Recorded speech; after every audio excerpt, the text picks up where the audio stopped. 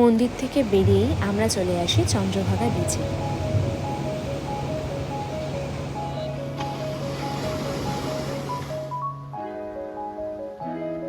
অত সকালে বেরিয়ে খিদে পেয়ে গেছিলো প্রচণ্ড, তাই ঢুকে পড়ি পেট পুজো করতে এই রেস্টুরেন্টে। নিয়ে ফেলি ইডলি, ধোসা, আলু পরোটা, যার যেটা পছন্দ। তারপর ফাইনালি আমাদের ডেস্টিনেশন সেদিনকার মতো পৌঁছই কোণারক মন্দিরে।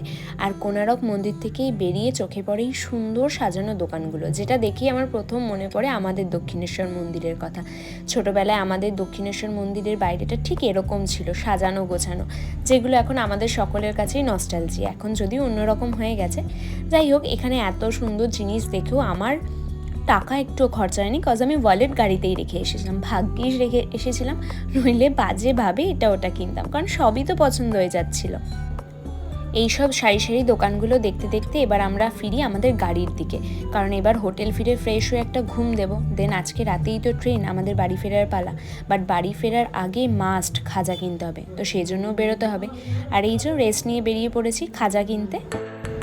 খাজা কিনে হোটেল ফিরে লাগেজ নিয়ে বেরিয়ে পড়ি আমরা। আর এই যে আমার ডিনার এখানে কমপ্লিট করে আমি শুয়ে পড়েছি। সেদিন ডিনারের ছিল ফ্রাইড রাইস আর চিলি চিকেন। তারপর এক ঘুমে হাওড়া পৌঁছে ট্রেন ধরে চলে আসলাম আমার জায়গায়। যেখানেই যাই না কেন নিজের বাসায় ফেরার শান্তি কিন্তু আলাদাই।